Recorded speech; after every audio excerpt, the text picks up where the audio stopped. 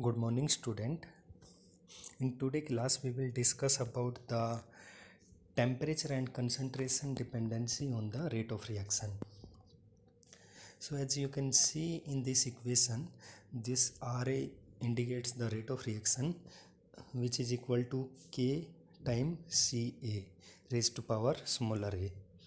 Here, K is rate constant and Ca is the concentration of the reactant, and its power small a indicates the order of reaction. So in this equation you can see the rate of reaction will depends upon the rate constant and concentration, and this rate constant is temperature dependent. So ultimately we can say the rate of reaction is temperature dependent as well as the concentration dependent. The rate equation we have derived in our previous classes. So you can for example, if the reaction is this one, a plus bb gives rr plus ss. Here smaller a, b, r, s are stoichiometric coefficient, and we can write rate equation in term of a, b, r and s. Here negative sign indicates that the a and B is consuming in the reaction. On the other hand, R and S are positive quantity, which means R and S are forming in the reaction.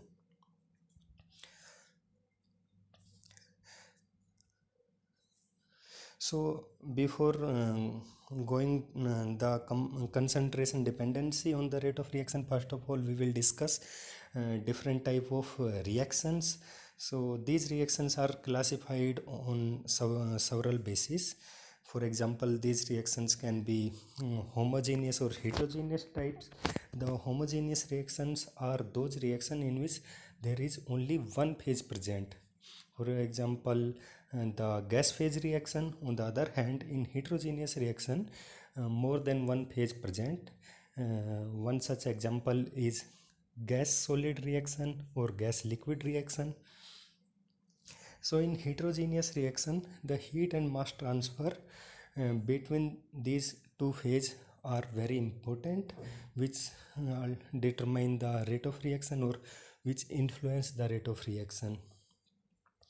And the reaction can be catalytic and non-catalytic. In catalytic reaction, we use catalyst. On the other hand, in non-catalytic reaction, the reaction occur without the help of any external catalyst. Exothermic and endothermic reaction. In exothermic reactions, the final product having lower energy state, so there is net release of the energy. On the other hand, in endothermic reaction, the final product have higher energy level. It means they consume energy or they absorb the heat energy.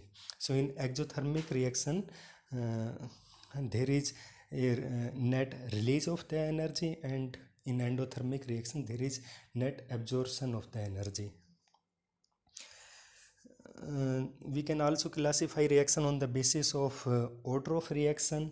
So the reaction can be first order, second order, third order, or it may have some fractional value like one. Final the order of reaction is 1.5. The reaction can be reversible or irreversible. For example, if A is converting into product P, then it is a irreversible reaction. But if the reaction is such that where A is converting into P and then P can also convert into A. So this is the example of reversible reaction. Also the reaction can be a single reaction and multiple reaction, and other classification is that the reaction can be elementary and non-elementary reaction. We will discuss this single and multiple reaction and elementary and non-elementary reaction in our next slides.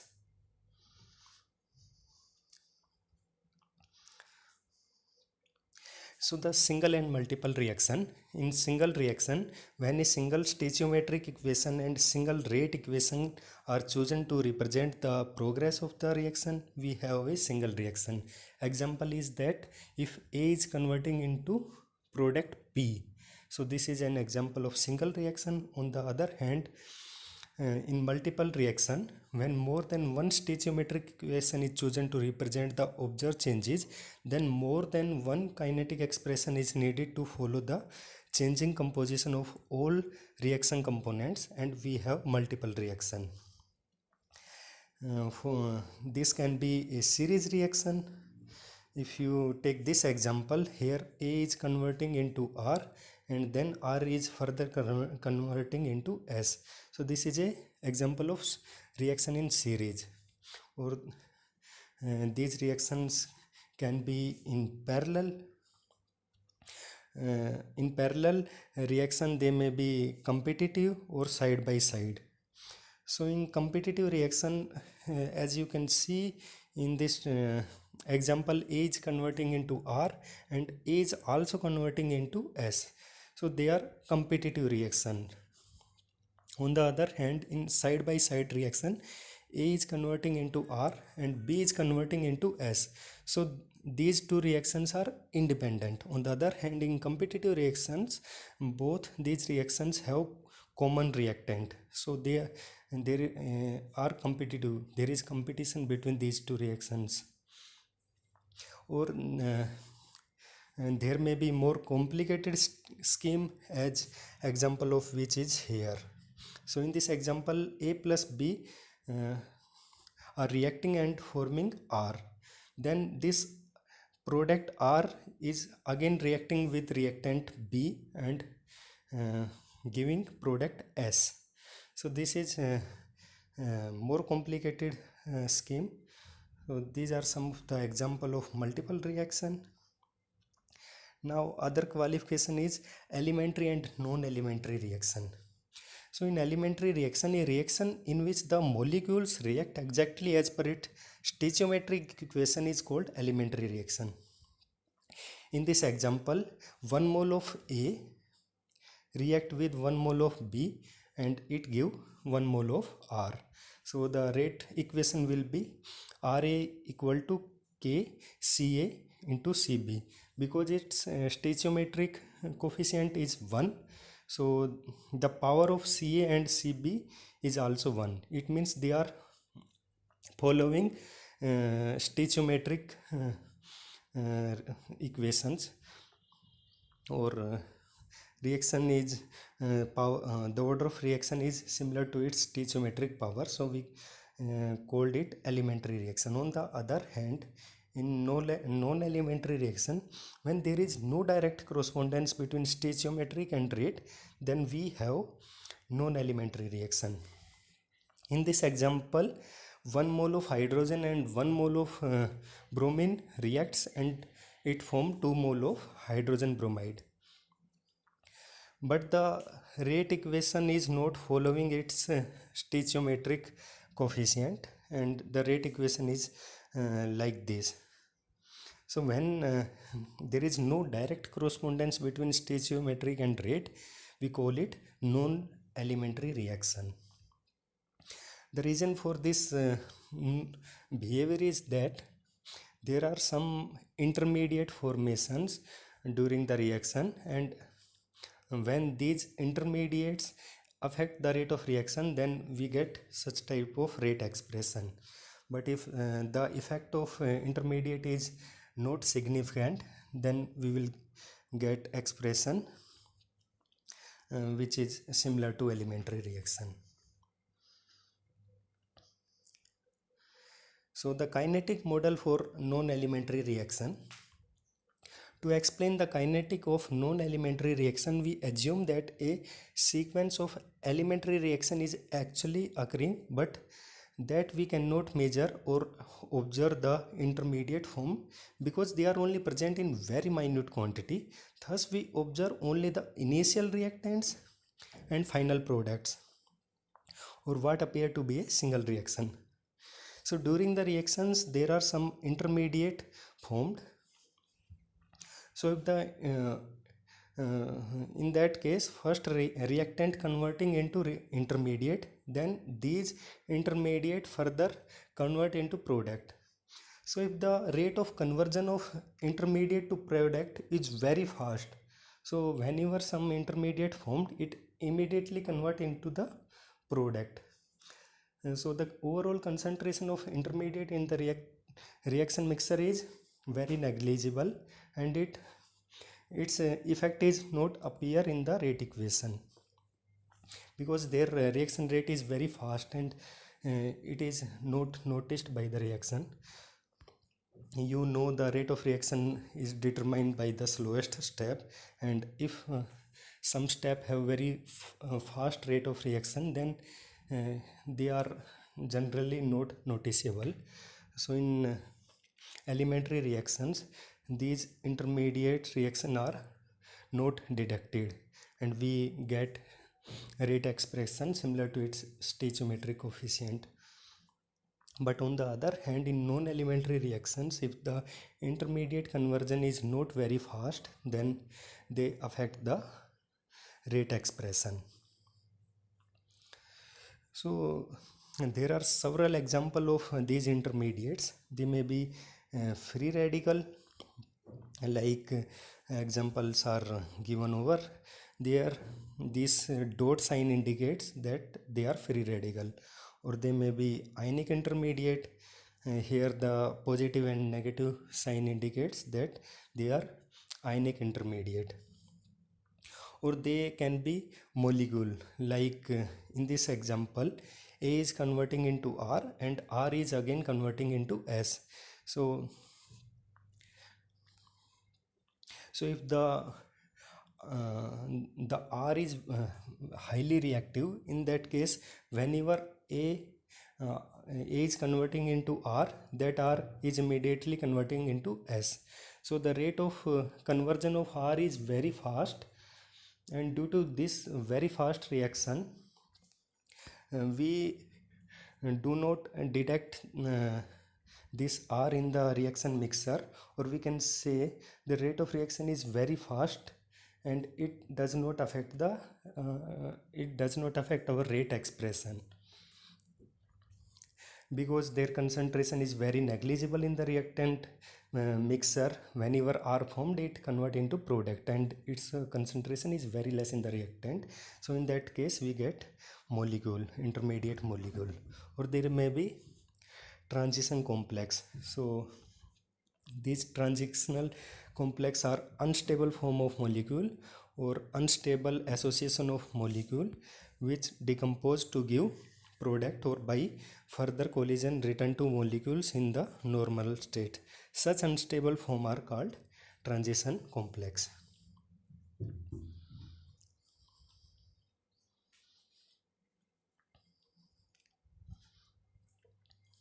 So the suggested reaction scheme for above mentioned type of intermediate can be of two types. One is non-chain reaction, another one is chain reaction. So in non-chain reaction, the intermediate is formed in the first reaction and then disappear as it react further to give the product. So in this example, this reactant is converting into intermediate, and then these intermediate finally convert into product. But on the other hand, in chain reaction, uh, the intermediate is formed in first reaction, called the chain initiation step. It then combine with reactant to form product, and more intermediate in the chain propagation step. Occasionally the intermediate is destroyed in the chain termination step. So in this example, you can see in first step reactant is converting into intermediate, so this is called initiation step. Then these intermediate further react with reactant and form more intermediate plus product. So this is called propagation step, and the last step is that intermediate convert into product. So in the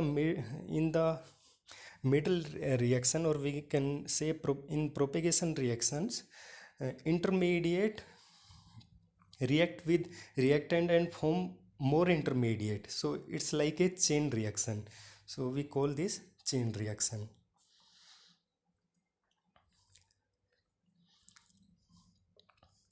Now other important parameter is molecularity and order of reaction. So the molecularity of an elementary reaction is the number of molecules involved in the reaction, and this has been found to have the value of 1, 2 or occasionally 3. Note that the molecularity referred only to an elementary reaction. So this molecularity referred to elementary reaction only, but on the other hand the order of reaction refer to elementary as well as non-elementary reaction. So the order of reaction is defined as the sum of exponent of concentration in the rate equation. So it gives us a real idea how the rate of reactions depend upon different component of the reaction mixer. Like in this example, this Ra equal to K times Ca raised to power A, Cb raised to power B, and so on. So the summation of this A plus B plus C and so on equal to N is the order of reaction. It means the concentration, the reaction dependency on component A is concentration of A raised to power A. So the reaction is Ath order with respect to A and Bth order with respect to B and so on, and the overall order of reaction is N, the summation of all exponent. Since the order refer to empirically found rate expression, it can have a fractional value and need not be an integer, but on the other hand the molecularity can be integer only.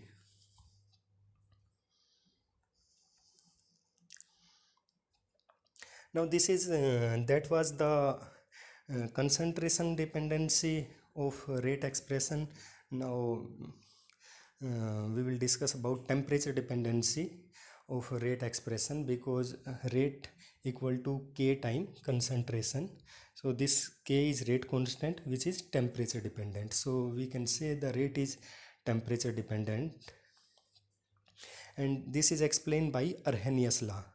So as per Arrhenius law, this K equal to K0 e raised to power minus E by RT, where this K0 is called frequency or pre-exponential factor, and E is called activation energy, R is universal gas constant, and T is temperature.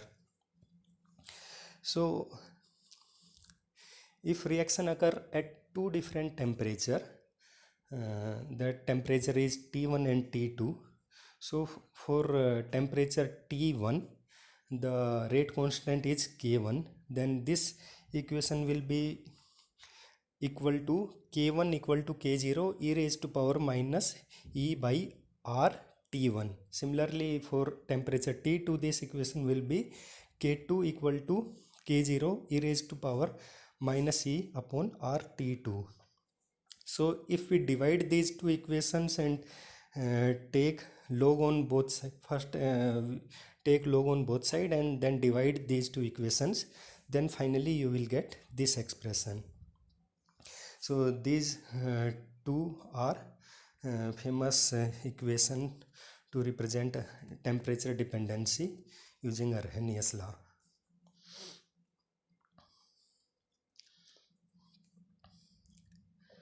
Now from this Arrhenius law we can make several conclusions. Like if we plot log K upon and versus 1 upon T, then we will get this graph. So from this graph you can observe that the if at high activation energy, this slope is higher. You can see at high activation energy the slope is higher. It means when activation energy is high, the slope is high. It means the reaction is more temperature sensitive. So high activation energy indicate high temperature sensitivity. On the other hand, low activation energy indicates low temperature sensitivity. You can also see this using this equation.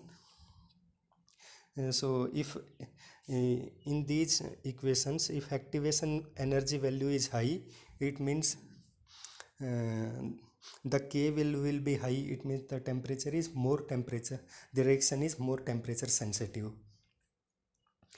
Now the second observation is that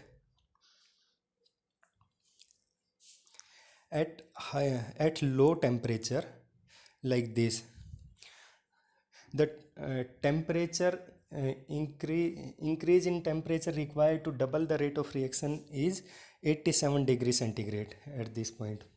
But at higher temperature, the temperature increase required to double the rate of reaction is 1000 degrees centigrade. It means the reaction is more temperature sensitive at lower temperature as compared to high temperature, because at higher temperature, in this example, you need 1000 degree centigrade temperature variation for doubling the rate of reaction. On the other hand, in this case, you require only 87 degree centigrade temperature variation for doubling the rate of reaction. So you made several conclusions. If I read all these, from Arrhenius law, a plot of log K versus 1 upon T give a straight line with large slope for large activation energy and small slope for small activation energy. Reaction with high activation energy are very temperature sensitive. Reaction with low activation energy are relatively temperature insensitive. And this you can see from the slope. If there is temperature variation, then the L and K value will vary very fast for high activation energy. Any given reaction is much more temperature sensitive at low temperature than at a high temperature. That I already explained. From the Arrhenius law, the value of frequency factor K does not affect the temperature sensitivity. So this you can also see using this table. So here there is variation in temperature. So if you move downward, the temperature is increasing, and if you move in this direction, the activation energy is increasing. So if you can see at 0 degree centigrade, the activation energy is 40 kilojoule here and 400 kilojoule here. So the temperature required to double the rate of reaction is 11 degree centigrade in this case. So if you increase 11 degree centigrade temperature for 40 kilojoule per mole activation energy, the rate of reaction will double. On the other hand, at 400 kilojoule, you require only 1 degree temperature raise to double the rate of reaction. That is, as I explained in previous slides, the activation energy is more temperature sensitive at higher activation energy. So here activation energy is high. So at this high activation energy, you require only 1.1 degree centigrade increase in temperature to double the rate of reaction. On the other hand, here the activation energy has low value, so you require 11 degree centigrade temperature to double the rate of reaction. Similarly, at higher temperature, at 0 degree centigrade, you require 11 degree centigrade rise in temperature to double the rate of reaction. But on the other hand, at 200 degree centigrade, you require 744 degree temperature to double the rate of reaction. That also I explained in previous slides. Their reactions are more temperature sensitive at lower temperature. So here the reaction are more temperature sensitive. It require only 11 degree centigrade temperature to double the rate of reaction, and at 200 degree centigrade the reactions are not that temperature sensitive, and it requires 744 degree centigrade to double the rate of reaction. This can be seen at all activation energy. You can see anyone. So at lower temperature, the reaction are less temperature, high temperature sensitive as compared to reaction at high temperature.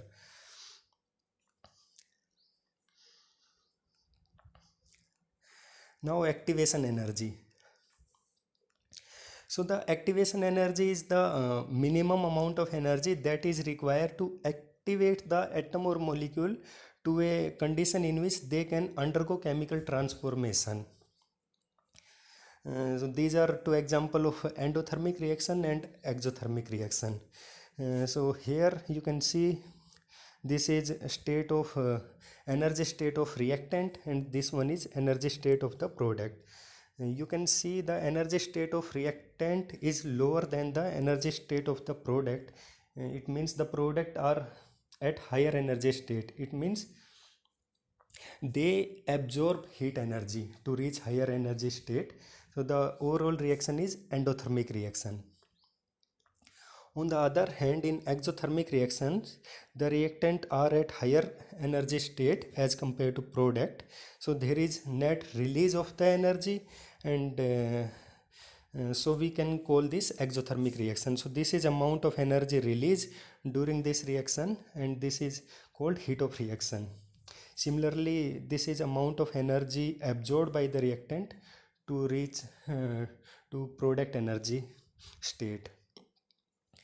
But this one is called the activation energy. This one is called activation energy. So reactant first has to reach this energy level, then only there is conversion of reactant into product, and or the initiation of the reaction. So after reaching this energy state, there is initiation of reaction, and finally the product settle down to this energy level. So this is called activation energy. Similarly, in endothermic reaction, first the reactant get activated, reach to the activation energy level, then their reaction initiates, and finally the product form and reach to this level. So this is called activation energy in case of exothermic reactions.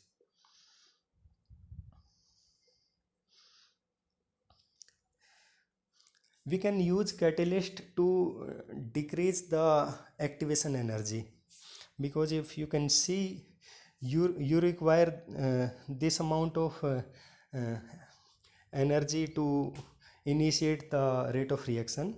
So by using the catalyst, you can decrease this energy requirement. So catalysts are used to decrease the activation energy. In this example, you can see this is original activation energy required to initiate the reaction, but on the other hand, with the help of catalyst, this energy is reduced to this one. So you require lesser energy to initiate the rate of reaction. So this is the main function of catalyst. This is uncatalyzed reaction, this is catalyzed reaction.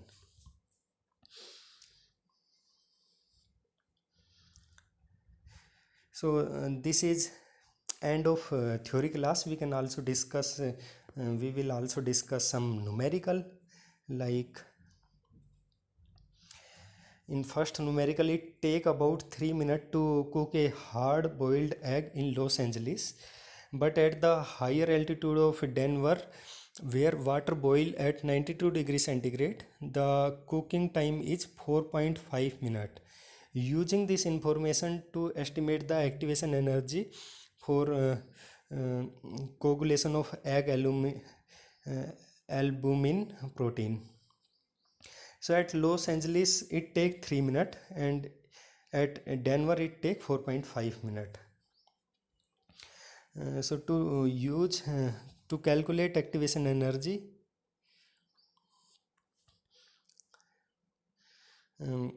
if we take this equation, if we take this equation, the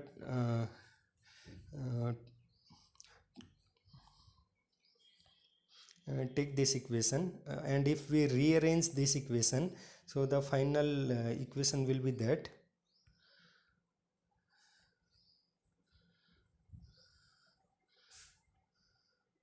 So after rearranging this equation, we will get this equation. The two temperatures are given, and this time is given. In one case it take 4.5 minute, in another case we need 3 minute. So the ratio of rate constant at elevation of Los Angeles and Denver will be 1.5, and respective temperature are 370 and 365.